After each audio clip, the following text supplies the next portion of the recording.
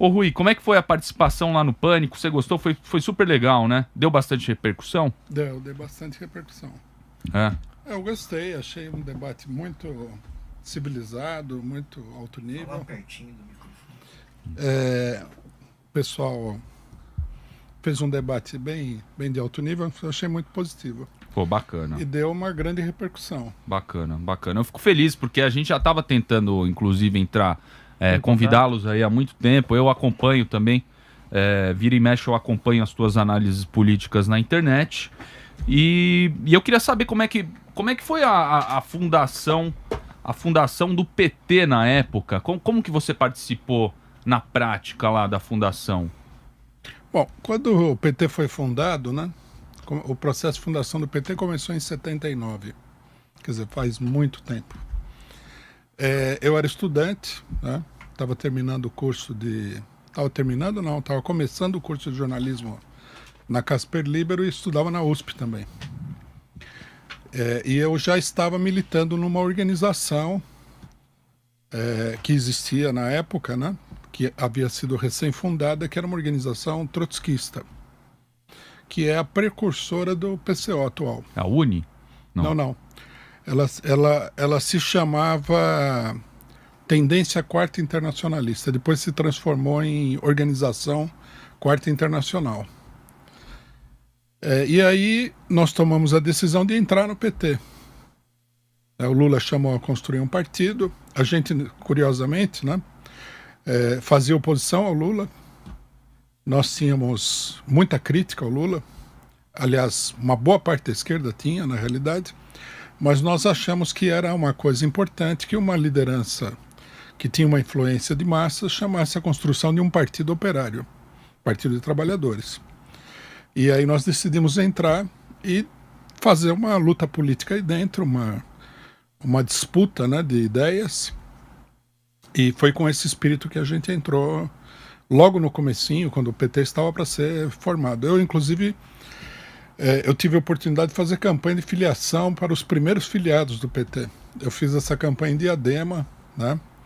Era uma coisa até bastante interessante. A gente batia na porta da casa do pessoal, aí o pessoal saía, a gente falava, então nós estamos filiando aqui para construir um partido de trabalhadores e tal.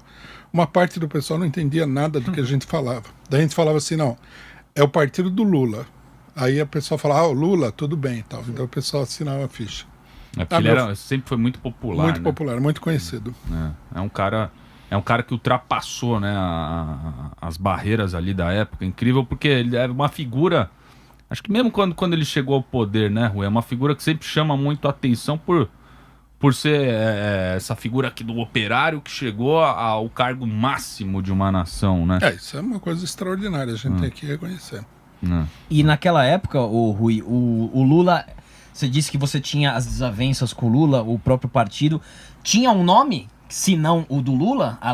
Não, esse aqui não. Vocês tinham um nome que vocês achavam ser mais forte do que o Lula naquele momento, pro partido? Brizola, o Brizola? Não tinha nenhum nome alternativo. Brizola era muito mais mal visto do que o Lula, né? Nós tínhamos uma ideia, era uma coisa nova para nós. Nós tínhamos uma ideia de que nós estávamos construindo uma organização para a revolução, né? Mas aos poucos, né, para mim, havia gente mais experiente do que eu na formação daquele partido. Mas para mim, que era uma pessoa nova, estava começando a militar, eu tinha a ideia, eu não tinha a ideia de quanta, como é que se diz, da ramificação política daquilo Sim. que a gente estava fazendo. Eu achava assim, o país estava... Para ter uma ideia melhor, a gente tem que colocar a coisa, situar no tempo. No contexto histórico. Isso. A ditadura estava caindo, né? A crise da ditadura era muito forte. Os estudantes tinham saído às ruas, desafiando a ditadura. Eu tinha acompanhado isso daí. Eu estava na Inglaterra e voltei em 76. Em 77 começam as mobilizações estudantis. E eu acompanhei isso aí com muita empolgação. Eu vi aquilo lá como eu falei, a ditadura vai cair mesmo, não é que vai ter uma manobra, um acordo, eu pensava que ia cair mesmo. Aí os operários entraram em greve, o que aumentou a fervura, né?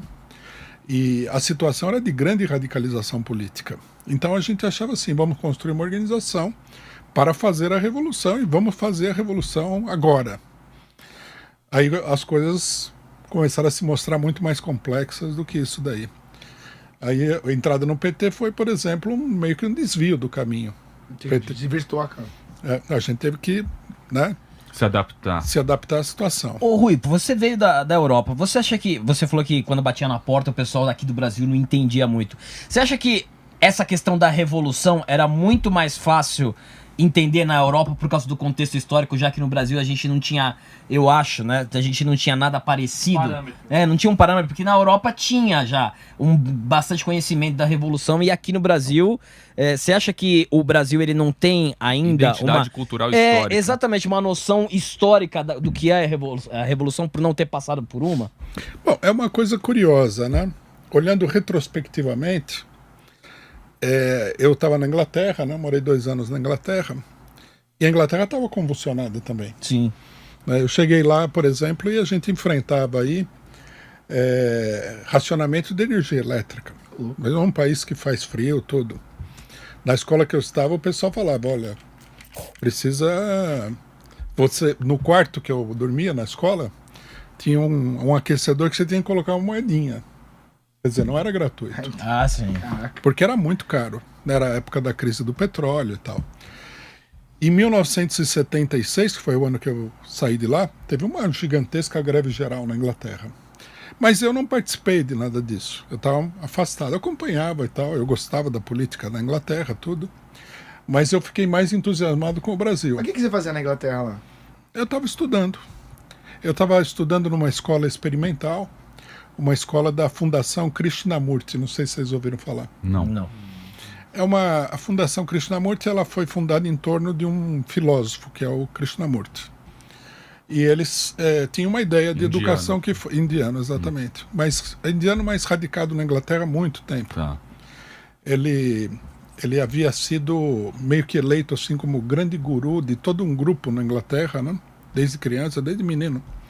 E depois ele rompeu e ele só dava palestras e colocava as ideias. Ele não tinha nada de religioso. E eu fui mandado para essa escola porque minha mãe era uma pessoa que admirava as ideias dele. Minha mãe é uma pessoa bastante culta. Então eu estudava e eu acompanhava o que acontecia, né? Mas eu não participei da política britânica. Mas eu comecei a me entusiasmar porque na Inglaterra as notícias sobre o Brasil eram mais claras. Porque no Brasil você não sabia nada do que estava acontecendo. A censura era esmagadora, né? Quem não viveu a ditadura não tem ideia. A ditadura é assim como se você tivesse numa prisão. Você não podia nem pensar, o pessoal tinha medo de pensar, né? Para se ter uma ideia do que era ditadura. Sim. Na Inglaterra, não. Na Inglaterra você tinha todas as informações. Para mim isso aí era muito interessante. Eu acompanhava o que acontecia no Brasil. Então eu acompanhei, por exemplo, o assassinato do Herzog, que foi apresentado como suicídio. A imprensa britânica falava, isso aí não foi um suicídio, foi um assassinato, etc e tal. E eu senti aquela vontade de voltar para o Brasil, né? Vladimir Herzog, né? E aí eu falei, não, o Brasil é mais interessante do que a Europa nesse sentido político. Entendi. E de fato a coisa aqui escalou, foi um período muito interessante. O período que vai de 77 até a primeira eleição presidencial é um período muito interessante da história do Brasil e que a maioria das pessoas não conhece. Ô Rui, que tem gente da parte da direita que fala que a ditadura não foi tão dura assim. Que tinha um censor, você tava no jornal, você vai lá escrever, aí o censor falava, ó, tira isso aqui e tal. A censura prévia lá. Né? Falam da censura prévia e falam que ela não foi tão pesada assim. Você discorda? E como era esse período pra explicar pra galera que talvez tem muita gente que não vai saber, né? Eu sou um cara que eu não sei o que é. Essa é uma versão totalmente fantasiosa. A ditadura era assim, você tinha medo de pensar em alguma coisa política. Né? Para se ter uma ideia. Eu estava conversando com um professor meu na escola secundária e o professor falou, nós estamos ganhando muito mal. Eu não sei como a conversa enveredou para o problema do salário. Daí eu, do nada, né? Mas eu era uma pessoa mais bem informada, eu falei, por que vocês não fazem uma greve, né? E esse era o professor mais liberal que tinha na escola, era esse aí. Ele falou, se numa reunião de professores alguém falar a palavra greve, não fica ninguém na sala. A ditadura era assim, o pessoal tinha medo de tudo. você achava o seguinte, que se você pensasse, não é que você pensasse em comunismo, nada. Se você pensasse em democracia, você podia ser sequestrado e torturado. Ô, louco. E você quis vir pra cá mesmo assim? Tava meio ruim das cabeças. Não, mas quando eu voltei pra cá... Mas você não tinha as informações? Não, eu sabia que a coisa estava mudando. Já tava mais flexibilização. Entendi. Então, Você viu que eu tava mais boa. veja bem, livros sobre política de esquerda, você não podia ter em casa. Né? Era meio aquele...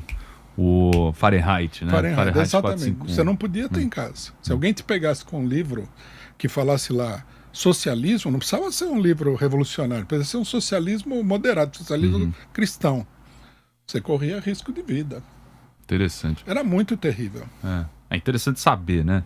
Mas assim, nesse momento histórico aí, né, nesse final da ditadura, você acha... Eu até formulei aqui uma pergunta e tal. Você acha que houve a possibilidade do Brasil se tornar um líder, como vocês gostam de usar o termo, né, anti-imperialista?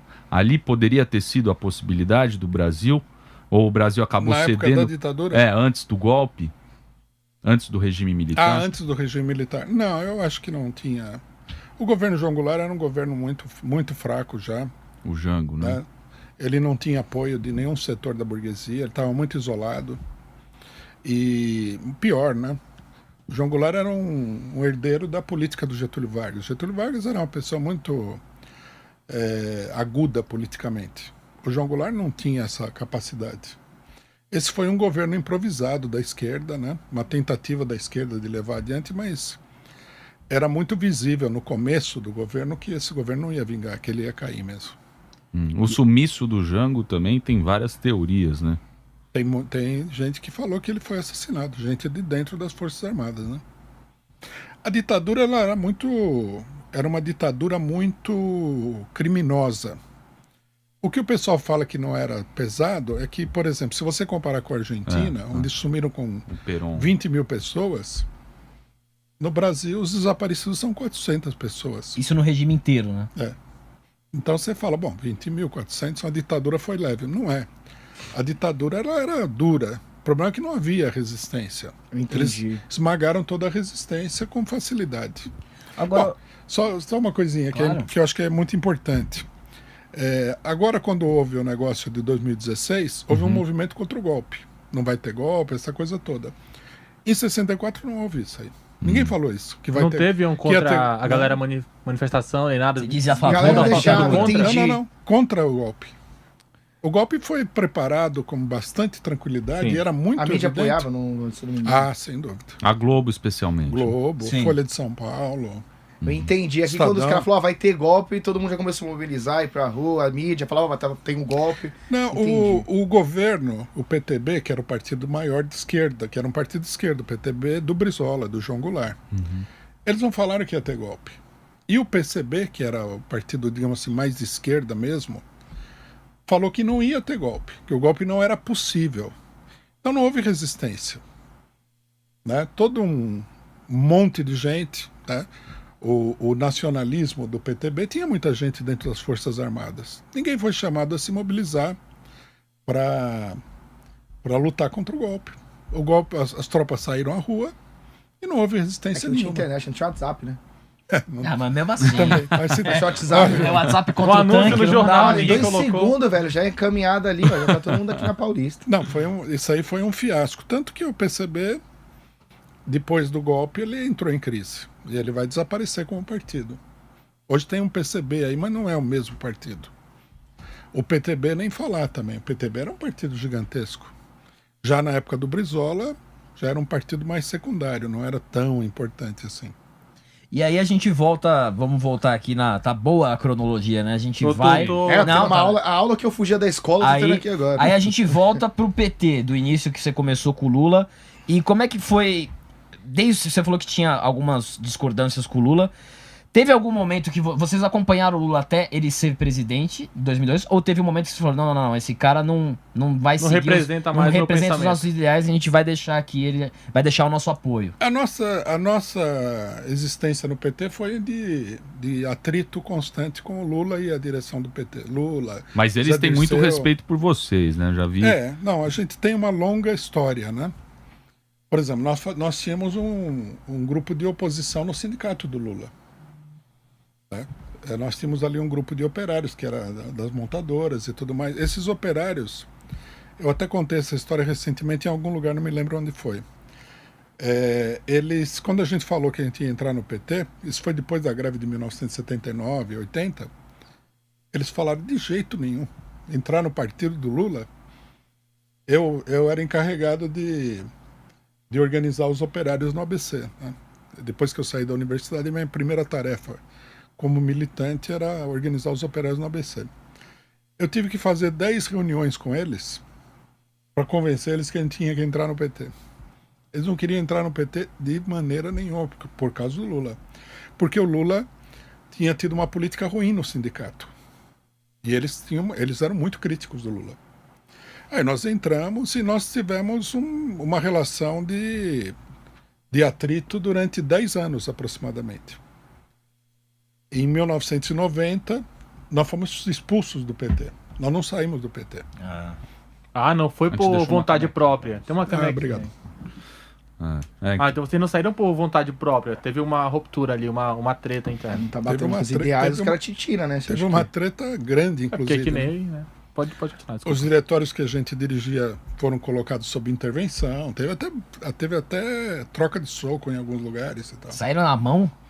Saiu na mão o Lula saiu na mão? Não. Mas assim, o Rui, o Lula, ele deu uma queimada no sindicato, pra falar a verdade. Você pensar bem o nome dele, assim, quando você fala sindicato, você remete a coisa ruim. E não é ruim sindicato que nem aqui, a nossa classe é do radialistas.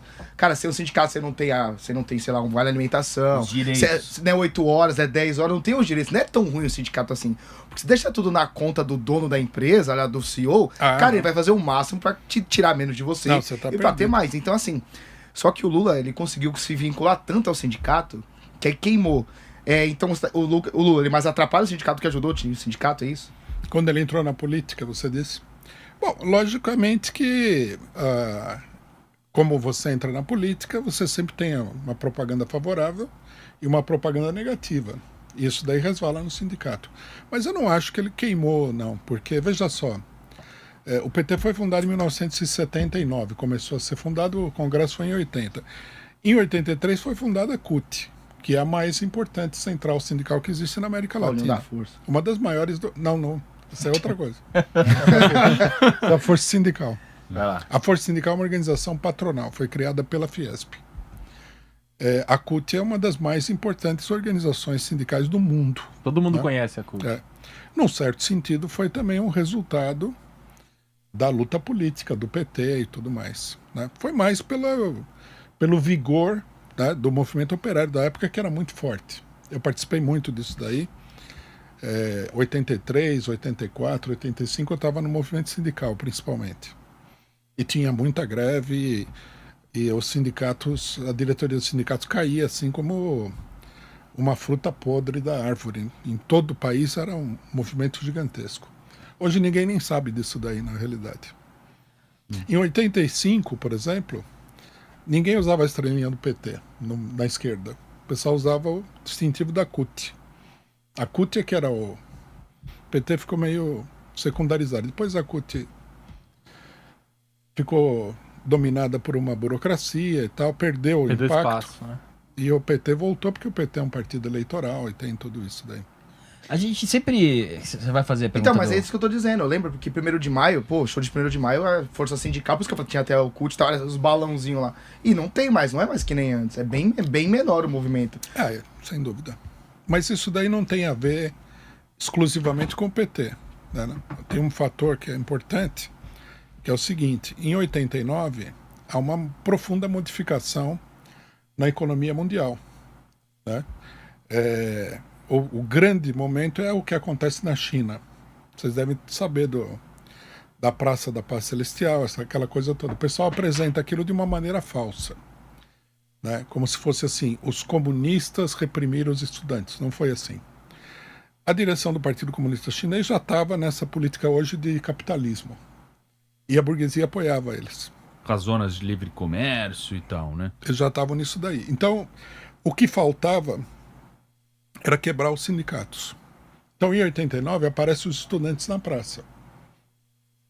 Mas houve um golpe de Estado na China, onde o governo chinês, supostamente do Partido Comunista, prendeu cerca de 4.000 sindicalistas. Foi um verdadeiro golpe de Estado. A partir daí, a China se transforma no maior mercado de mão de obra do mundo.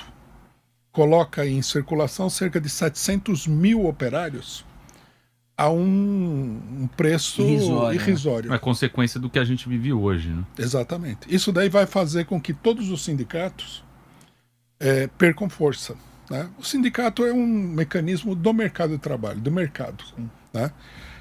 Ele serve para regulamentar a força de trabalho. É só ver os bancários, né? Mexe com os bancários para ver. Você negocia o valor da força de trabalho. Quando você tem uma inflação de oferta de trabalho, a força de trabalho cai. A relação de forças fica desfavorável. Isso aí ficou desfavorável no mundo inteiro. Você imagina, só na China foram 700 milhões de novos trabalhadores, que é a força de trabalho chinesa hoje em dia. Um grande número de indústrias foi deslocado para a China. Então, no Brasil, por exemplo, o sindicato afundou no Brasil, afundou nos Estados Unidos, na Europa, em tudo quanto é lugar. Depois ainda teve o colapso da União Soviética, de todo o leste europeu, e as privatizações em países como o Brasil criou uma massa de desempregados mundial que é crônica, né? Você vê que o Brasil tem 14 milhões de desempregados, índice oficial, que é só a ponta do iceberg. É muito mais do que isso. Como é que um sindicato pode funcionar? Você demite o trabalhador e contrata outro.